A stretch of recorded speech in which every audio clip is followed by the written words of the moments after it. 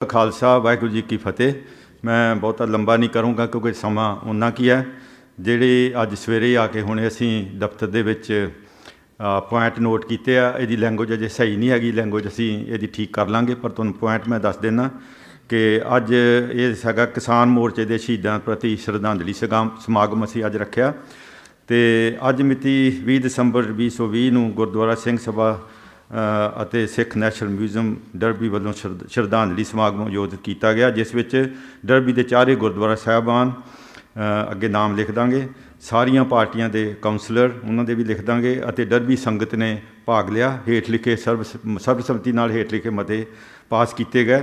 Number 1 ਹੈ, ਕੜਾਕੇ ਦੀ ਠੰਡ ਵਿੱਚ ਪਿਛਲੇ 2.5 ਮਹੀਨੇ ਤੋਂ ਚੱਲ ਰਹੇ ਕਿਸਾਨ ਮੋਰਚੇ ਨੂੰ ਇਹ ਸਮਾਗਮ ਪੁਰਜ਼ੋਰ ਹਮਾਇਤ ਕਰਦਾ ਹੈ ਅਤੇ ਭਾਰਤ ਸਰਕਾਰ ਦੀ ਅਣਦੇਖੀ ਦੀ ਨਿਖੇਧੀ ਕਰਦਾ ਹੈ। ਇਹ ਸਮਾਗਮ ਮੋਰਚੇ ਵਿੱਚ ਸ਼ਹੀਦ ਹੋਏ ਕਿਸਾਨਾਂ ਨੂੰ ਸ਼ਰਧਾਂਜਲੀ ਭੇਟ ਕਰਦਾ ਹੈ। ਇਹ ਪਹਿਲਾ ਪੁਆਇੰਟ ਹੈ।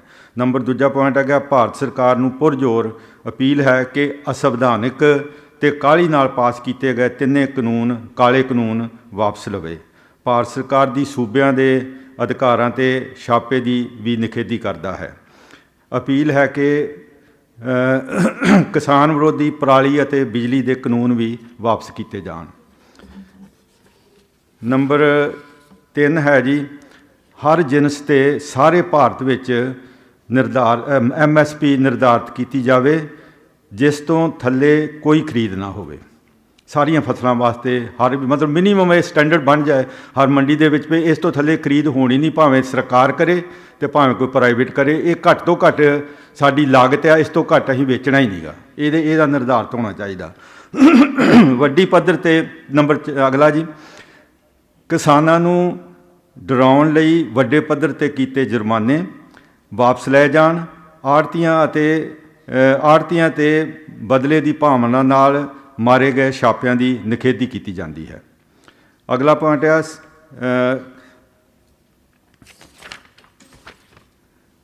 ਦੁਨੀਆ ਭਰ ਦੀਆਂ ਸਾਰੀਆਂ ਸੰਸਥਾਵਾਂ ਜਿਵੇਂ ਕਿ ਗੁਰਦੁਆਰਾ ਸਾਹਿਬਾਨ, United Sikh Relief, British Council, World Council, Akhand Kirtan ਜਥਾ, ਖਾਲਸਾ ਏਡ, ਹੋਰ ਸੰਸਥਾਵਾਂ ਜਿਨ੍ਹਾਂ ਨੇ ਇਸ ਸਮਾਗਮ ਦੇ ਵਿੱਚ ਸੇਵਾ ਕੀਤੀ ਹੈ, ਉਹਨਾਂ ਸਾਰਿਆਂ ਦਾ ਧੰਨਵਾਦ ਕੀਤਾ ਜਾਂਦਾ ਹੈ। ਸਾਰੀਆਂ ਕਿਸਾਨ ਜਥੇਬੰਦੀਆਂ ਵੱਲੋਂ ਇਹ ਸਮਾਗਮ ਨਿਰਪੱਖਤਾ ਦੇ ਨਾਲ ਚਲਾਇਆ ਗਿਆ ਹੈ, ਜਿਸ ਦੀ ਅਸੀਂ ਅੱਜ ਸ਼ਲਾਘਾ ਕਰਦੇ ਹਨ। ਸਾਰੇ ਧਰਮਾਂ ਦੇ ਪੈਰਾਕਾਰਾਂ ਵੱਲੋਂ ਜਿਨ੍ਹਾਂ ਨੇ ਇਸ ਅੰਦੋਲਨ ਦੀ ਸਹਾਇਤਾ ਕੀਤੀ ਹੈ, ਉਹਨਾਂ ਦੀ ਵੀ ਸ਼ਲਾਘਾ ਕੀਤੀ ਜਾਂਦੀ ਹੈ। ਅਖੀਰ ਵਿੱਚ ਅੱਜ ਦਾ ਸਮਾਗਮ ਕਿਸਾਨ ਲੀਡਰਸ਼ਿਪ 'ਤੇ ਭਰੋਸਾ ਜਤਾਉਂਦਾ ਹੋਇਆ ਉਹਨਾਂ ਵੱਲੋਂ ਲਏ ਗਏ ਫੈਸਲਿਆਂ ਦਾ ਸਤਿਕਾਰ ਕਰੇਗਾ ਔਰ ਉਹਨਾਂ ਦੇ ਫੈਸਲਿਆਂ 'ਤੇ ਵਚਨਬੱਧ ਹੋਏਗਾ। ਇਹ ਕੁਝ ਫੈਸਲੇ ਸਨ, ਇਹਨਾਂ ਦੀ ਲੈਂਗੁਏਜ ਅਸੀਂ ਥੋੜ੍ਹੀ ਜਿਹੀ ਹੋਰ ਠੀਕ ਕਰ ਲਾਂਗੇ ਅਤੇ ਸਮਰੀ ਦੇ ਵਿੱਚ ਇਹੋ ਹੀ ਨੇ। ਅਤੇ ਬੇਸਿਕਲੀ 3 ਕਾਨੂੰਨਾਂ ਦੇ ਬਰਖਲਾਫ ਹੈ। ਪਹਿਲਾ ਕਾਨੂੰਨ ਕੰਟਰੈਕਟ ਫਾਰਮਿੰਗ 'ਤੇ ਹੈਗਾ, ਦੂਜਾ ਮੰਡੀਆਂ ਨੂੰ ਤੋੜਨਾ, APMC ਮੰਡੀਆਂ ਨੂੰ ਤੋੜਨਾ, ਅਤੇ ਤੀਜਾ ਹੈਗਾ ਜ਼ਖੀਰੇਬਾਜ਼ੀ। ਜਿੰਨਾ ਮਰਜ਼ੀ ਕੋਈ ਸਟੋਰ ਕਰ ਲਿਓ, ਉਹਦੇ 'ਤੇ ਕੋਈ ਅੰਤ ਨਹੀਂ। ਇਹ 3 ਨੇ, ਇਹਨਾਂ 'ਤੇ ਆਪਾਂ ਗੱਲਬਾਤ ਜਿੱਦਾਂ ਵੀ ਬੁਲਾਰੇ ਆਉਣਗੇ ਉਹਨਾਂ 'ਤੇ ਕੀਤੀ ਜਾ ਸਕਦੀ ਆ। ਇਹ ਸਾਰੇ ਹੀ ਕਿਸਾਨ ਮਾਰੂ ਕਾਨੂੰਨ ਪਾਸ ਕੀਤੇ ਗਏ ਹਨ, ਕਿਉਂਕਿ ਹਿੰਦੁਸਤਾਨ ਦੀ ਹਾਲਤ ਇਹਨਾਂ ਮੁਲਕਾਂ ਨਾਲੋਂ ਵੱਖਰੀ ਆ। ਇੱਥੋਂ ਅਸੀਂ ਇੰਪੋਰਟ ਨਹੀਂ ਕਰ ਸਕਦੇ ਕਾਨੂੰਨ। ਇੱਥੇ 400 ਏਕੜ ਦੇ ਮਾਲਕ ਨੇ, ਉੱਥੇ 2.5 ਏਕੜ ਦੇ ਮਾਲਕ ਨੇ। ਸੋ ਇਹ ਡਿਫਰੈਂਸ ਹੈਗੇ। ਫਿਰ ਵਿਦਨ ਭਾਰਤ ਵੀ ਹਰ ਸਟੇਟ ਦਾ ਕਿਸਾਨ ਡਿਫਰੈਂਟ ਆ। ਇਹ ਕਾਨੂੰਨ ਉੱਥੇ ਇਹ ਬਹੁਤ ਹੀ ਘਾਤਕ ਨੇ। ਇਹ ਵੱਡੇ ਅਦਾਰਿਆਂ ਦੀ ਫੇਵਰ ਵਿੱਚ ਹਨ, ਜਿਸ ਕਰਕੇ ਇਹ ਅੰਦੋਲਨ ਚੱਲ ਰਿਹਾ ਹੈ। ਇੰਨੀਆਂ ਬੇਨਤੀਆਂ ਪ੍ਰਵਾਨ ਕਰਨੀਆਂ। ਵਾਹਿਗੁਰੂ ਜੀ ਕਾ ਖਾਲਸਾ, ਵਾਹਿਗੁਰੂ ਜੀ ਕੀ ਫਤਿਹ।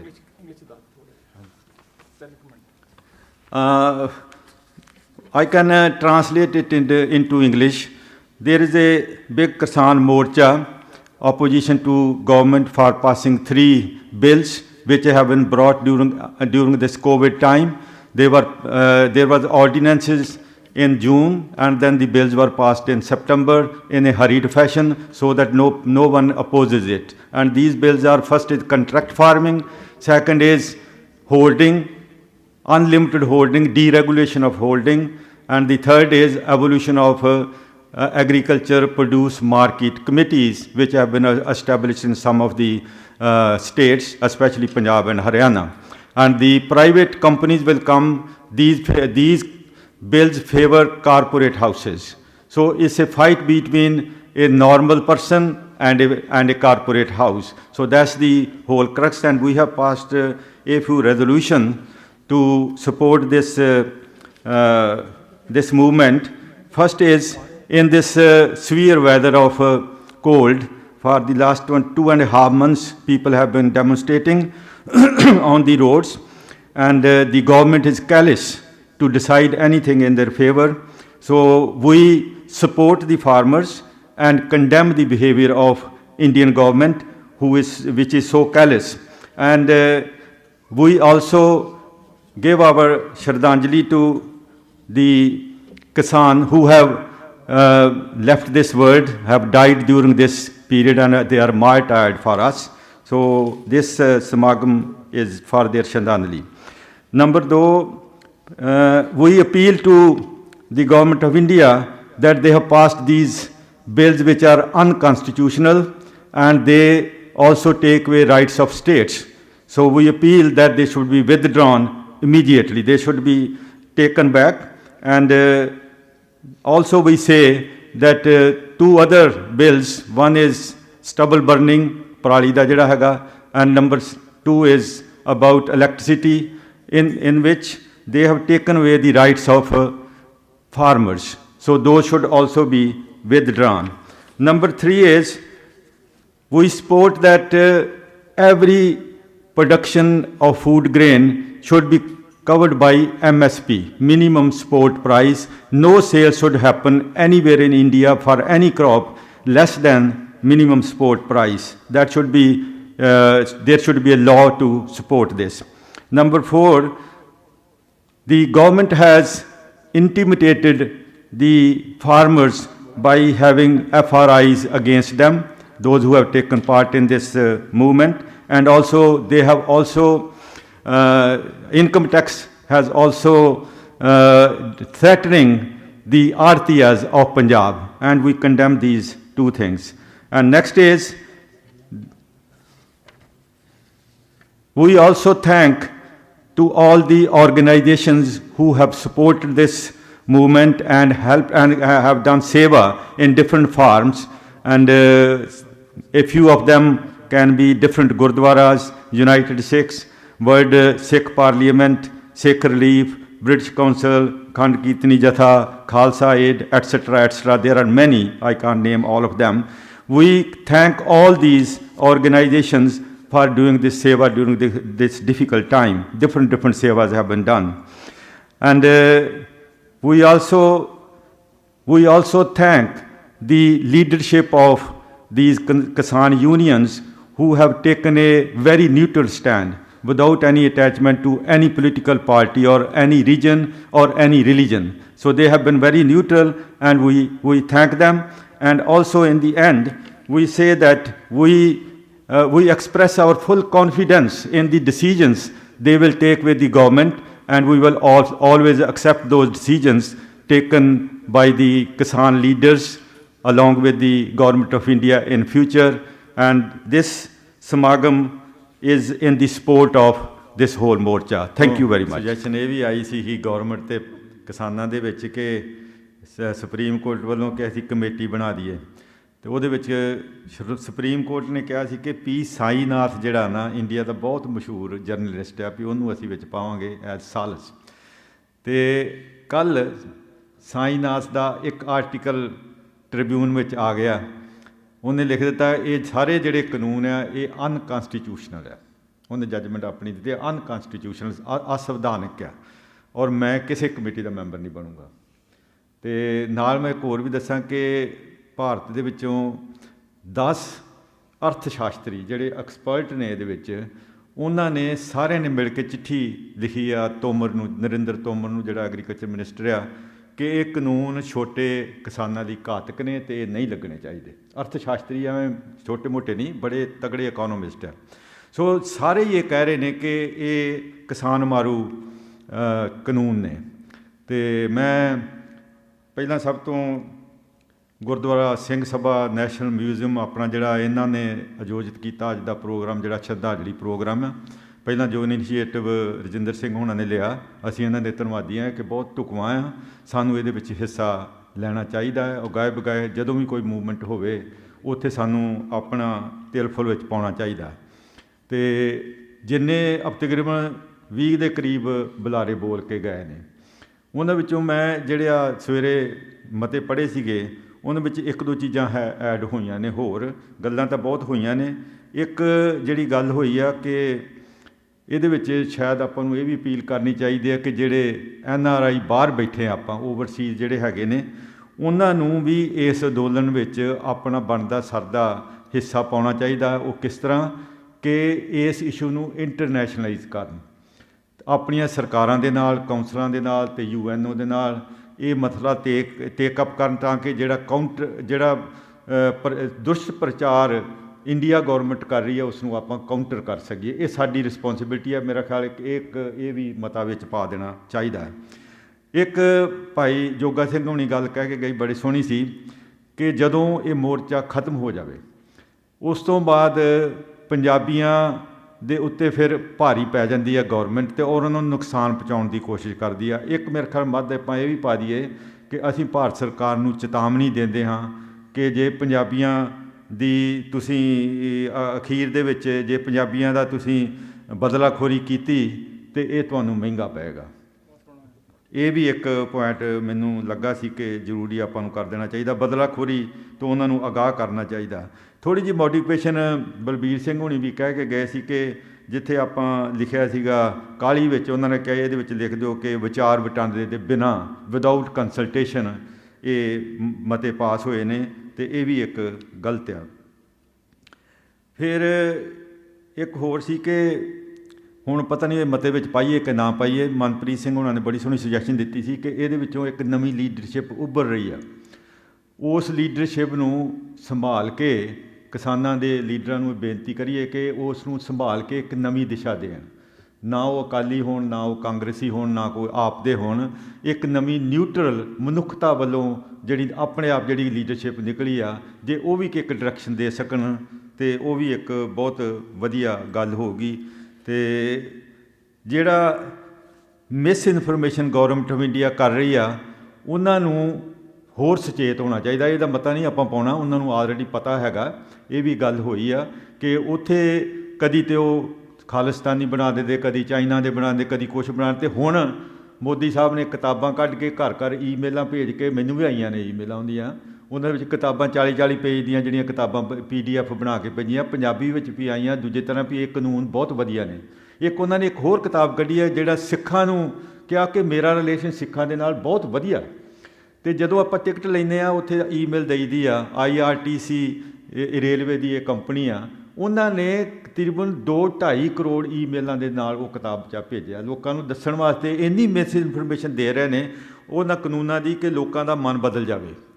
ਪਰ ਜਿਨ੍ਹਾਂ ਦਾ ਰੋਟੀ ਰੋਜੀ ਦਾ ਸਵਾਲ ਹੈ, ਜਿਹੜੇ ਬੈਠੇ ਹੋਏ ਨੇ, ਉਹਨਾਂ ਨੂੰ ਪਤਾ ਸਾਡੀ ਤਾਂ ਜ਼ਮੀਨਾਂ ਖੋਹੀਆਂ ਜਾਣੀਆਂ। ਹੁਣ ਪਿੱਛੇ ਇਹਨਾਂ ਨੇ SYL ਦਾ ਵੀ ਮਸਲਾ ਜਿਹੜਾ ਜੋੜ ਦਿੱਤਾ ਨਾਲ, ਇਹਦੇ ਖੱਟਰ ਨੇ ਜੋੜਿਆ, ਖੱਟਰ ਨੇ ਕਿਹਾ ਉਹਦੇ ਨਾਲ ਹੀ ਲਿੰਕ ਆ।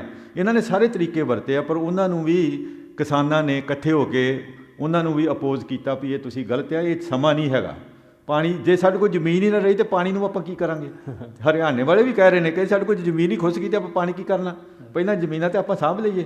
ਸੋ ਇਹ ਜਿਹੜੀਆਂ ਚੀਜ਼ਾਂ ਸਾਰੀਆਂ ਉੱਭਰ ਰਹੀਆਂ ਨੇ, ਔਰ ਉਹਨਾਂ ਨੇ ਬੜੀ ਖੁਸ਼ੀ ਗੱਲ ਖਾ ਲਿਆ ਕਿ ਅੰਦੋਲਨ ਦੇ ਵਿੱਚ ਇੱਕ ਨਵੀਆਂ ਚੀਜ਼ਾਂ ਆਉਂਦੀਆਂ ਜਿਹੜੀਆਂ ਪੁਰਾਣੀ ਹਿਸਟਰੀ ਵਿੱਚ ਆਪਾਂ ਦੇਖੀਏ। ਜਦੋਂ ਆਪਣਾ ਚੱਲਿਆ ਸੀਗਾ ਗਦਰ ਪਾਰਟੀ, ਉਦੋਂ ਵੀ ਉਹਨਾਂ ਨੇ ਇੱਕ ਪੇਪਰ ਕੱਢਿਆ ਸੀਗਾ ਗਦਰ ਪਾਰਟੀ ਨੇ। ਹੁਣ ਦੇਖੋ ਇਸ ਅੰਦੋਲਨ ਦੇ ਵਿੱਚ, ਕਿਉਂਕਿ ਅੰਦੋਲਨ ਬਹੁਤ ਲੰਮਾ ਮੀਲਾਂ ਤੱਕ ਜਾਂਦਾ, ਜਿਹੜੀਆਂ ਸਟੇਜਾਂ ਲੱਗੀਆਂ ਉਹ ਸਾਹਮਣੇ ਲੱਗੀਆਂ ਫਰੰਟ 'ਤੇ, ਉਹਨਾਂ ਦੀ ਗੱਲ ਪਿੱਛੇ ਪਹੁੰਚਦੀ ਨਹੀਂ। ਅਤੇ ਉਹਨਾਂ ਨੇ ਕਿਹਾ ਵੀ ਇਹ ਤਾਂ ਮਿਸ ਇਨਫੋਰਮੇਸ਼ਨ ਗੌਰਮੈਂਟ ਤਾਂ ਮਿਸ ਇਨਫੋਰਮੇਸ਼ਨ ਦੇ ਰਹੀ ਆ, ਆਪਾਂ ਵੀ ਹੋਰ ਉਪਰਾਲਾ ਕਰੀਏ। ਉਹਨਾਂ ਨੇ ਆਪਣਾ IT ਸੈੱਲ ਬਹੁਤ ਐਕਟੀਵੇਟ ਕਰ ਲਿਆ, ਜਿਹਦੇ ਨਾਲ ਇਨਫੋਰਮੇਸ਼ਨ ਨੂੰ ਕਾਊਂਟਰ ਕਰ ਰਹੇ ਨੇ। ਬਹੁਤ ਵਧੀਆ ਗੱਲ ਆ। ਇੱਕ ਪੇਪਰ ਕੱਢ ਦਿੱਤਾ ਉਹਨਾਂ ਨੇ ਜਿਹਦਾ ਨਾਂ ਰੱਖਿਆ ਟਰਾਲੀ ਟਾਈਮਸ, ਔਰ ਉਹ ਪਿੱਛੇ ਉਹਨਾਂ ਨੇ 2000 ਕਾਪੀਆਂ ਵੰਡੀਆਂ, ਕਹਿੰਦੇ ਥੋੜ੍ਹੀਆਂ, ਹੁਣ ਕਹਿੰਦੇ 10,000 ਵੰਡੀਆਂ। ਅਤੇ ਤਾਂ ਕਿ 2-3-4 ਮਹੀਨੇ ਪਿੱਛੇ ਜਿੱਥੇ ਤੱਕ ਟਰਾਲੀਆਂ ਲੱਗੀਆਂ ਉੱਥੋਂ ਤੱਕ ਉਹ ਪੇਪਰ ਜਾ ਸਕੇ। ਇਹ ਇੱਕ ਲੀਡਰਸ਼ਿਪ ਦੀ ਖੂਬੀ ਆ, ਔਰ ਸਾਨੂੰ ਖੁਸ਼ੀ ਆ ਕਿ ਇਹਨਾਂ ਵਿੱਚ ਸਾਡੇ ਇਸ ਸਮੇਂ ਐਡੀ ਵਧੀਆ ਲੀਡਰਸ਼ਿਪ ਨਿਕਲੀ ਹੈ ਜਿਹੜੀ ਨਿਊਟਰਲ ਹੋ ਕੇ ਇਹ ਸਾਰੇ ਮਸਲੇ ਨੂੰ ਅਗਵਾਈ ਕਰ ਰਹੀ ਹੈ। ਸੋ ਮੈਂ ਬੇਨਤੀ ਅਖੀਰ ਦੇ ਵਿੱਚ ਕਰਦਾ, ਮੈਂ ਜ਼ਿਆਦਾ ਗੱਲ ਨਹੀਂ ਲੰਬੀ ਕਰਨਾ ਚਾਹੁੰਦਾ। ਜਿਹੜੇ ਵੀ ਇੱਥੇ ਅੱਜ ਬੁਲਾਰੇ ਆਏ ਨੇ, ਡਰਬੀ ਦੇ ਚਾਰੇ ਗੁਰਦੁਆਰੇ ਉਹਨਾਂ ਦੇ ਜਿਹੜੇ ਨੁਮਾਇੰਦੇ ਆਏ ਨੇ, ਅਸੀਂ ਉਹਨਾਂ ਦਾ ਤਹਿ ਦਿਲੋਂ ਧੰਨਵਾਦ ਕਰਦੇ ਹਾਂ। ਉਹਨਾਂ ਨੇ ਇੱਥੇ ਆਣ ਕੇ ਸਪੀਚਾਂ ਵੀ ਦਿੱਤੀਆਂ ਔਰ ਆਪਣਾ ਇਸ ਮੋਰਚੇ ਦੇ ਨਾਲ ਹਮਾਇਤ ਵੀ ਕੀਤੀ। ਅਸੀਂ ਉਹਨਾਂ ਦੇ ਧੰਨਵਾਦੀ ਹਾਂ। ਉਸ ਤੋਂ ਇਲਾਵਾ ਸੁਪਰ ਸਿੱਖ ਕੌਂਸਲ ਜਿਹੜੀ ਬਣੀ ਆ, ਉਹਨਾਂ ਦੇ ਸੈਕਟਰੀ ਨੇ ਵੀ ਮੈਸੇਜ ਦਿੱਤਾ ਆ। ਜਿਹੜਾ ਕਾਰ ਸੇਵਾ ਦੇ ਕਮੇਟੀ ਦੇ ਅਵਤਾਰ ਸਿੰਘ ਸੰਘੇੜਾ ਉਹਨਾਂ ਨੇ ਮੈਸੇਜ ਦਿੱਤਾ। ਜੋਗਾ ਸਿੰਘ ਹੁਣੀ ਆਪ ਖੁਦ ਆ ਗਏ ਨੇ, ਅਤੇ ਬਾਕੀ ਹੋਰ ਜਿਹੜੀਆਂ ਸੰਸਥਾਵਾਂ ਦੇ ਨੁਮਾਇੰਦੇ ਆਏ ਨੇ, ਅਸੀਂ ਉਹਨਾਂ ਸਾਰਿਆਂ ਦਾ WSP ਦੇ ਨੁਮਾਇੰਦੇ ਆਏ ਨੇ, ਅਤੇ ਇੰਡੀਅਨ ਵਰਕਰਸ ਐਸੋਸੀਏਸ਼ਨ ਦੇ ਬੈਂਸ ਸਾਹਿਬ ਆਏ ਨੇ, ਉਹ ਆਉਂਦੇ ਰਹਿੰਦੇ ਨੇ। ਉਹਨਾਂ ਨੇ ਵੀ ਬੜਾ ਸੋਹਣਾ ਮੈਸੇਜ ਦਿੱਤਾ ਆ। ਅਤੇ ਜਿੰਨੀਆਂ ਵੀ ਸੰਸਥਾਵਾਂ ਇੱਥੇ ਆਈਆਂ ਨੇ, ਉਹਨਾਂ ਦੇ ਨੁਮਾਇੰਦੇ ਆਏ ਨੇ। ਇੰਡੀਵਿਜੂਅਲ ਵੀ ਕਈ ਵਿਅਕਤੀਗਤ ਤੌਰ ਦੇ ਉੱਤੇ ਸ਼੍ਰੋਮਣੀ ਅਕਾਲੀ ਦਲ ਦੇ ਵੀ ਆਏ ਨੇ, ਮੇਜਰ ਸਿੰਘ ਹੁਣੀ ਆਏ ਨੇ, ਹੋਰ ਵੀ ਜਿਹੜੇ ਮੇਰੇ ਕੋਲ ਸ਼ਾਇਦ ਮੈਂ ਸਾਰੀਆਂ ਭੁੱਲ ਜਾਵਾਂ।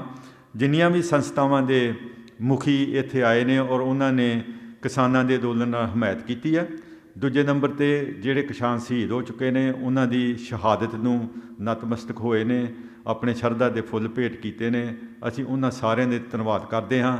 ਅਸੀਂ ਗੁਰੂ ਮਹਾਰਾਜ ਅੱਗੇ ਇਹ ਅਰਦਾਸ ਹੈ ਸਾਡੀ ਕਿ ਇਸ ਮੋਰਚੇ ਨੂੰ ਸਫਲਤਾ ਮਿਲੇ ਔਰ ਜਿਹੜੀਆਂ ਸ਼ਹੀਦੀਆਂ ਹੋਈਆਂ ਉਹ ਅਜਾਈ ਨਾ ਜਾਣ। ਉਹਨਾਂ ਵਿੱਚ ਇੱਕ ਸ਼ਹੀਦ ਹੋਏ ਨੇ ਸੰਤ ਬਾਬਾ ਰਾਮ ਸਿੰਘ ਜੀ। ਉਹ ਕਹਿੰਦੇ ਮੇਰੇ ਕੋਲ ਦੁੱਖ ਨਹੀਂ ਦੇਖਿਆ ਜਾ ਰਿਹਾ ਇਹਨਾਂ ਦਾ, ਔਰ ਉਹ ਆਪ ਹੀ ਸ਼ਹਾਦਤ ਦੇ ਗਏ। ਮਤਲਬ ਇੰਨਾ ਅੰਦਰ ਇੱਕ ਅੱਜ ਮੈਂ ਸਵੇਰੇ ਪੜ੍ਹ ਰਿਹਾ ਸੀ, 22 ਸਾਲ ਦਾ ਲੜਕਾ, ਉਹਦੇ 6 ਲੱਖ ਉਹਦਾ ਕਰਜ਼ਾ, ਮੋਰਚੇ 'ਚੋਂ ਵਾਪਸ ਘਰ ਗਿਆ ਕਿ ਉਹਦਾ ਮਨ ਇੰਨਾ ਖਰਾਬ ਹੋਇਆ, ਉਹਨੇ ਵੀ ਆਪਣੀ ਆਤਮ ਹੱਤਿਆ ਕਰ ਲਈ। ਕਹਿੰਦਾ ਮੈਂ ਕੀ ਕਰਾਂ, ਕਹਿੰਦਾ ਮੈਨੂੰ ਕੋਈ ਰਾਹ ਹੀ ਨਹੀਂ ਦਿਸ ਰਿਹਾ, ਅੱਗੇ ਮੇਰਾ ਕਰਜ਼ਾ ਹੁਣ 6 ਲੱਖ ਮੈਂ ਕਿੱਥੋਂ ਦਊਂਗਾ, ਉਹੀ ਕਮਾਉਣ ਵਾਲਾ। ਮਤਲਬ ਇਹ ਇੱਕ ਅਨਿਆਂ ਹੋ ਰਿਹਾ ਇਸ ਵੇਲੇ। ਉਸ ਨਿਆਂ ਦੇ ਅਗੇਂਸਟ ਪੰਜਾਬੀ ਹੀ ਖੜ੍ਹਦੇ ਨੇ ਔਰ ਖੜ੍ਹੇ ਹੋਏ ਨੇ, ਔਰ ਅਸੀਂ ਉਹਨਾਂ ਦੀ ਬਹੁਤ ਸ਼ਲਾਘਾ ਕਰਦੇ ਹਾਂ ਜਿਨ੍ਹਾਂ ਨੇ ਇਹ ਮੋਰਚਾ ਲਾਇਆ ਔਰ ਮੋਰਚੇ ਨੂੰ ਲੀਡ ਕਰ ਰਹੇ ਨੇ। ਅਰਦਾਸ ਹੈ ਕਿ ਮੋਰਚਾ ਸਕਸੈਸਫੁਲ ਹੋਵੇ। ਸਕਸੈਸਫੁਲ ਹੋਣ ਦੇ ਆਸਾਰ ਬਹੁਤ ਜ਼ਿਆਦਾ ਨੇ, ਪਰ ਸਰਕਾਰ ਕਿਉਂ ਅੜੀ ਹੋਈ ਆ ਉਹ ਵੀ ਸਾਨੂੰ ਪਤਾ ਹੈ ਕਿਉਂ ਅੜੀ ਹੈ, ਕਿਉਂਕਿ ਪਿੱਛੇ ਉਹਨਾਂ ਦੇ ਬਹੁਤ ਵੱਡੇ ਵੱਡੇ ਬੈਠੇ ਨੇ ਜਿਨ੍ਹਾਂ ਦੇ ਕਰਕੇ ਉਹ ਬਣੇ ਨੇ। ਹੁਣ ਉਹਨਾਂ ਨੇ ਕੀ ਮੂੰਹ ਖਾਉਣਾ ਹੈ। ਪਰ ਪੁਰਾਣੇ ਜੇ ਹਿਸਟਰੀ ਵੇਖੀ ਜਾਵੇ ਨਾ, ਇਹ ਨਹੀਂ ਕਦੀ ਕਿ ਕਾਨੂੰਨ ਵਾਪਸ ਨਹੀਂ ਹੋਏ। ਕਾਨੂੰਨ ਵਾਪਸ ਹੋਏ ਨੇ, ਪੁਰਾਣੇ ਕਈ ਵਾਰਾਂ ਹੋਏ ਨੇ। ਇਹ ਪਹਿਲੀ ਵਾਰ ਨਹੀਂ, ਇਹ ਕੋਈ ਅੜੀ ਕਰ ਗਏ ਨੇ ਕੋਈ ਅਸੀਂ ਵਾਪਸ ਨਹੀਂ ਕਰਨਾ। ਇਹੋ ਜਿਹੀ ਕੋਈ ਗੱਲ ਨਹੀਂ ਹੈਗੀ ਕਿ ਵਾਪਸ ਨਹੀਂ ਕੀਤੇ ਜਾ ਸਕਦੇ।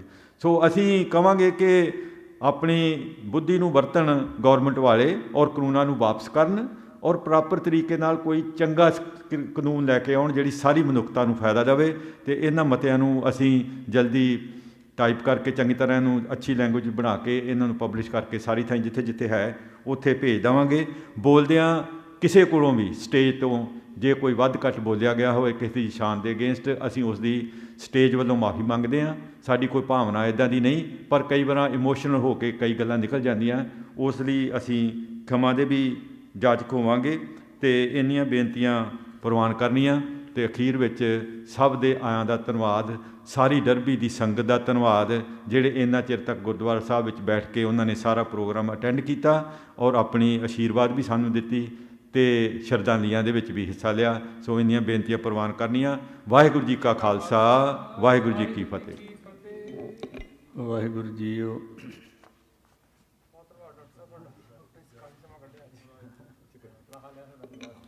ਆਨੰਦ ਪਿਆ ਮੇਰੀ ਮਾਏ, ਸਤਿਗੁਰੂ ਮੈਂ ਪਾਇਆ, ਸਤਿਗੁਰੂ ਤਾਂ ਪਾਇਆ, ਸਹਿਜ ਸੇਤੀ ਅਮਰ ਵਜੀਆਂ ਵਾਧਾਈਆਂ, ਰਾਗ ਰਤਨ ਪਰਵਾਰ ਭਰੀਆਂ।